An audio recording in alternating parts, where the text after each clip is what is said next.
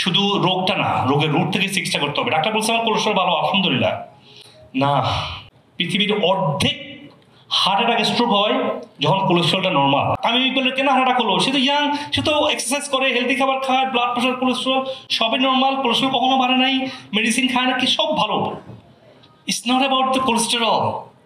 এই যে মিথের মধ্যে আছে, সায়েন্স প্রমাণ করছে না। আমি কটা আর্টিকেল দেখালাম আপনাদেরকে।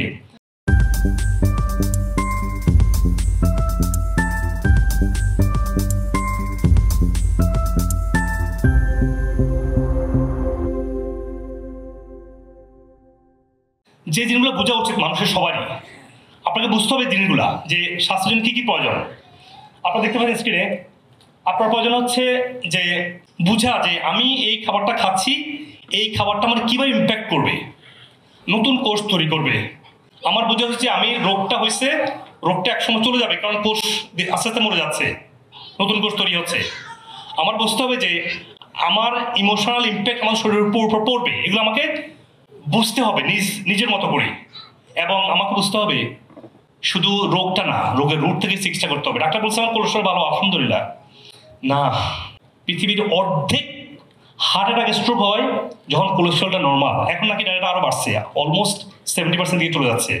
Normal blood pressure, cholesterol, normal stroke. আমার জীবনে অনেকগুলা, নিজে কার্ডিওলজিস্ট আমার চেম্বারে আসছে আমেরিকাতে, দেখাতে আসছে যে দেখেন আমি কার্ডিওলজিস্ট, আমার কোনো হার্ট অ্যাটাক হলো। আমি সহজ আনসার, সহজ। আপনি যেভাবে হাজার মানুষকে হার্ট অ্যাটাক করিয়েছেন, আপনি সেভাবে হয়েছে। It's not your fault, it's not your fault, you are the honest man, because you learned and you applied exactly, you didn't lie. That's not your fault, systematic fault. একটা বাচ্চা ছেলে জানে, young পোলাপান জানে কোলেস্ট্রল বলে কি হবে। আমি জিজ্ঞেস করি মাঝে মাঝে কিছু ইয়াং পোলাপানকে, তোমরা কি জানো কোলেস্ট্রল কি? ও এটা তো হার্টে ব্লক করে। আর কি ব্লক হলে তো হার্ট অ্যাটাক হবে। হার্ট অ্যাটাক কেন জানো? ওই বাপ মা আত্মীয় আশেপাশে সবাই তো অসুস্থ, হার্ট কোলেস্ট্রল বাড়ছে, ব্লক হয়েছে, হার্ট অ্যাটাক হয়েছে, এরপর মারা গেছে, স্ট্রোক হয়েছে, এইভাবে শুনছে। তারা তো বই পড়ছে নাকি? এই যে মিথের মধ্যে আছে, সায়েন্স প্রমাণ করছে না। আমি কটা আর্টিকেল দেখালাম আপনাদেরকে। ডক্টর কার্ডওয়েল, দিনোনিসেস, কয়েকশো আর্টিকেল আমাদেরকে আপনার দেখেন এগুলা। তাহলে এই মিথগুলো থেকে বেরিয়ে আসতে হবে আপনাদেরকে। এই মিথ থেকে বেরিয়ে আসতে না পারলে আপনারা সেই দিকে যাবেন, যেটা আমি বারবারই বলি। আমি বইতে উল্লেখ করেছি কোলেস্ট্রল কমানোর প্রাকৃতিক সহজ উপায়গুলো উল্লেখ করেছি। কারণ কোলেস্ট্রল হচ্ছে পৃথিবীর মোস্ট বেনিফিশিয়াল মেডিসিন। আল্লাহ সুবহানাহু ওয়া তাআলা আমাদের লিভার মাধ্যমে তৈরি করে আমাদের শরীরের হিলিংয়ের জন্য, as a anti inflammatory and oxidant হিসেবে। আমরা সেটাকে বলছি রোগ। রোগের নাম কি? কোলেস্টেরল। জানেন কত দুর্ভাগা পৃথিবীতে আমরা বেঁচে আছি, যেটা নবীজি ওয়ার্নিং করেছেন। আজকে সায়েন্স এটাকে এতবার প্রমাণ করেও এটাকে আজকে কারেক্ট করা হচ্ছে না। কারেক্ট করা কঠিনও, কিন্তু ডাক্তাররা এটা নিয়ে কাজ করছে। ইনশাল্লাহ এটা আর চেঞ্জ হবে। এবং আপনাকে বুঝতে হবে রোগের না, রোগের লক্ষণ কি। আপনার হার্ট, আমি বললে কেন হার্ট অ্যাটাক হলো? সে তো ইয়াং, সে তো এক্সারসাইজ করে, হেলদি খাবার খায়, ব্লাড প্রেশার, কোলেস্ট্রল সবই নর্মাল, কোলেস্ট্রল কখনো বাড়ে নাই, মেডিসিন খায় না, কি সব ভালো। It's not about the cholesterol.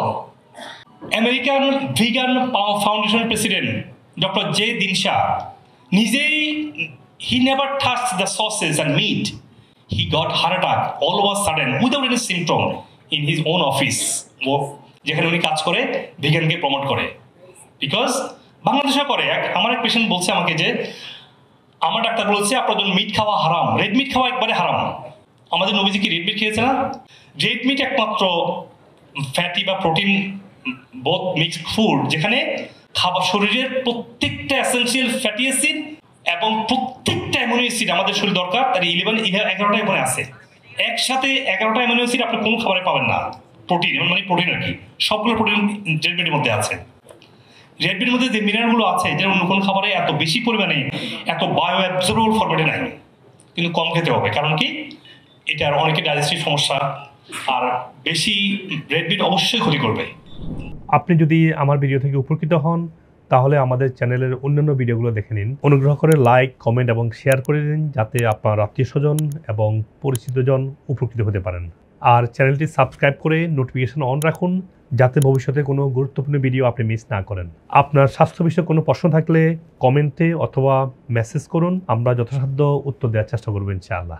আর আপনার সুস্থতার জন্য আমাদের ওয়েবসাইটে রোগভিত্তিক বান্ডেল সাজানো হয়েছে, যাতে আপনি সহজেই আপনার প্রয়োজন অনুযায়ী সঠিক সাপ্লিমেন্ট সিলেক্ট করতে পারেন। বিশ্বের যে কোনো প্রান্ত থেকেই এই সাপ্লিমেন্ট নিতে পারেন, যা কুরিয়ারের মাধ্যমে সহজেই আপনার কাছে পৌঁছে যাবে ইনশাআল্লাহ।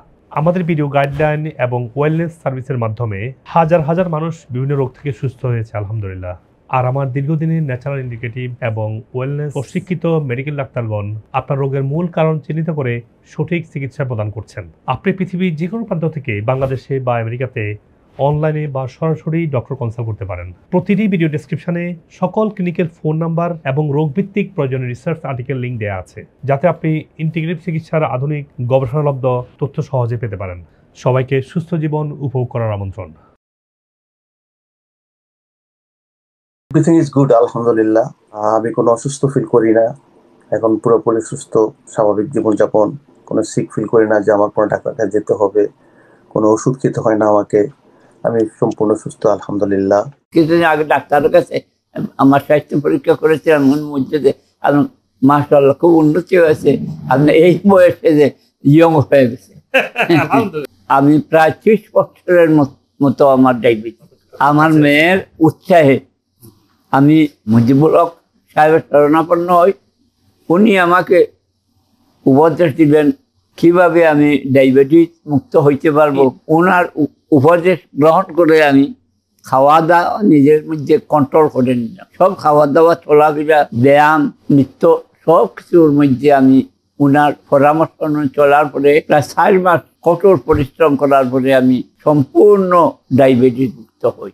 আপনার পথ অনুসরণ করার পরে ইনশাল্লাহ অনেক কিছু ডেভেলপ। আমার কাছে এখন এত ভালো লাগে, আমি দৌড়াতে পারি স্যার রীতিমতো। আমাকে যদি বলেন যে ঢাকা থেকে রান করতে হবে মানিকগঞ্জ যাওয়া, কোনো ব্যাপারই না। ওজন থেরাপির ব্যাপারে মানসিকভাবে এত ভালো লাগে, বললাম না যে আমার উঠতে মন চায়। মুজিব ভাইয়ের সাথে অনেক দিন থেকেই দেখা সাক্ষাৎ করতেছিলাম আমার এই প্রোস্টেটের ব্যাপারে। তো আল্লাহর রহমে আমি এখন অনেক অনেক ভালো, বলা চলে যে কমপ্লিটলি ভালো।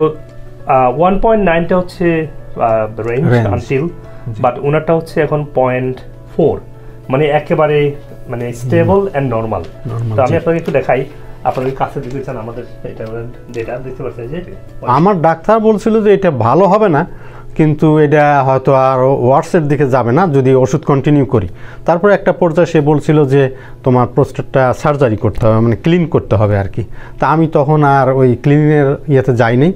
আমি আপনার কথা অনুযায়ী আপনার ওষুধ এবং প্লাস আপনার এক্সারসাইজ আমি ফলো করি।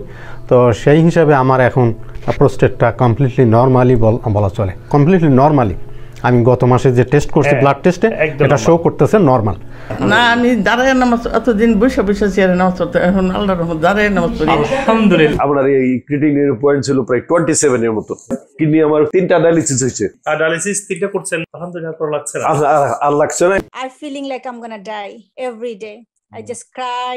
I had to go to toilet 4-5 times a day. Nowadays, I'm good, alhamdulillah.